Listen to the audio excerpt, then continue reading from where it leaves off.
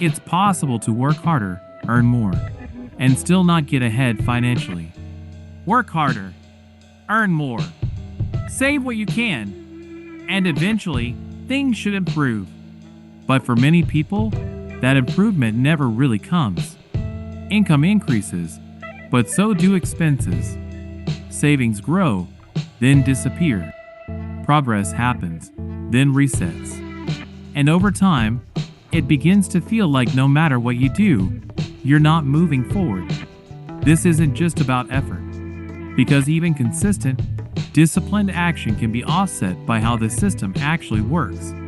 And when that isn't understood, progress doesn't just slow down, it stalls. Today, we're going to break down the real reasons why so many people struggle to get ahead financially. Not just the visible mistakes, but the invisible structure underneath them. The first force is something most people never question: the order in which money flows. For the average person, income follows a predictable path. Money comes in and immediately flows out. Rent or mortgage, bills, subscriptions, food, lifestyle, and whatever remains, if anything, is saved or invested. On the surface, this seems responsible. After all, obligations need to be paid. But structurally, this creates a problem. Because investing, the only mechanism that actually builds long-term wealth, is treated as optional. It happens last. And anything that comes last is often reduced, delayed, or skipped entirely. This creates a system where consumption is guaranteed, but wealth building is uncertain. And over time, that small difference compounds. Not because of a single decision, but because of the order in which decisions are made. The second force is more visible, but often underestimated: debt. Not all debt is harmful, but high-interest consumer debt behaves in a very specific way. It pulls financial progress backward. Imagine trying to move forward, while a portion of your income is constantly being redirected in the opposite direction. Credit cards, personal loans, buy now pay later systems. Each one creates a small drag. Individually, they may seem manageable, but together, they create resistance. And the higher the interest, the stronger that resistance becomes. This is what makes debt so powerful. It doesn't just slow progress, it reverses it. Instead of compounding working in your favor, it begins working against you. And once that pattern starts, escaping it requires significantly more effort than avoiding it in the first place. The third force is subtle and extremely common: lifestyle expansion. As income increases, spending tends to follow. A slightly better apartment, a slightly nicer car, more convenience, more comfort. None of these decisions feel excessive. In fact, they often feel justified. After all, if you're earning more, shouldn't your life improve?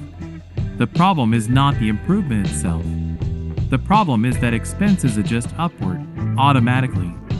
And once they adjust, they rarely move back down.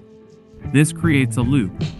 Income rises, spending rises, financial position remains the same.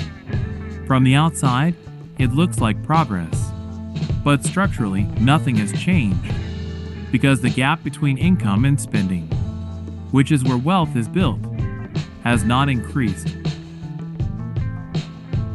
The fourth force is built into the nature of work itself. Most people earn income in a linear way.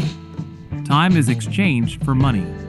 1 hour produces 1 unit of income. 2 hours produce 2. At first, this seems fair, but it creates a ceiling.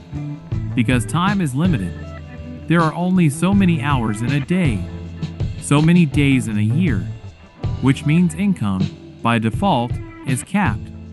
At the same time, costs continue to rise. Housing, food, energy, services. So even when someone works harder, the system itself can still outpace them. This is why many people feel stuck. They are increasing effort, but not increasing leverage. And without leverage, without assets, ownership, or scalable systems, financial progress remains slow, no matter how consistent the effort is. The fifth force is psychological, but very real. Scarcity. When money is tight, decisions become short-term. Immediate needs take priority. Bills, food, urgent expenses. Long-term planning becomes difficult, not because people lack discipline, but because their attention is fully consumed by the present. Research has shown that financial stress reduces cognitive capacity. In simple terms, when you are constantly worried about money, your ability to think long-term weakens. And when long-term thinking disappears, so does long-term strategy. This creates a cycle. Short-term decisions lead to short-term outcomes, which keep the person in a short-term position, and the cycle repeats. The sixth force is one of the most expensive, but least visible. Delay. Many people intend to invest. They plan to start later, when income is higher, when life is more stable, when they feel more confident. But time is not neutral in finance. Time is a multiplier. The earlier money is invested, the longer it has to compound. And compounding is not linear. It accelerates over time, which means delaying the start doesn't just delay progress. It reduces the total outcome. Two people can invest the same amount of money, but the one who starts earlier often ends up with significantly more. Not because they worked harder, but because they allowed time to do the work. There is one final force that ties everything together: access to systems.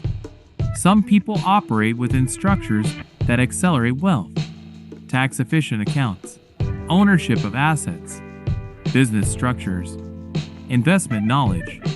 Others operate entirely outside of these systems. They earn income, they pay expenses, they save what they can, but they are not positioned within the mechanisms that amplify growth. And this creates a gap, not just in income, but in trajectory. Because wealth is not only about how much you earn, it is about the systems you are connected to. Now here is the important part.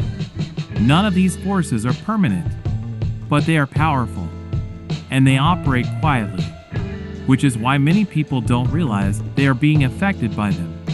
They assume the problem is personal: lack of discipline, lack of effort, lack of knowledge. But in many cases, the real issue is structural. Once you begin to see these forces clearly, something changes. You stop focusing only on effort and start focusing on direction. You begin to shift money before it gets spent, reduce forces that pull you backward, create space between income and expenses, introduce leverage into your financial life, start earlier instead of waiting. And over time, these small changes begin to build momentum. The reason most people don't get ahead financially is not because they are doing nothing. It's because the system they are operating within is working against them. Consumption comes first. Debt pulls backward. Lifestyle expands. Income is capped. Scarcity limits thinking. Time is delayed. Systems are misunderstood. Each force on its own is manageable, but together, they create resistance. And overcoming that resistance requires more than effort. It requires awareness. Because once you understand the structure, you can begin to change your position within it. And when that happens, progress is no longer random. It becomes predictable. And eventually, it becomes unstoppable. If this video made you see money differently, subscribe to Capital Explained and hit the bell so you don't miss future videos. Thanks for watching.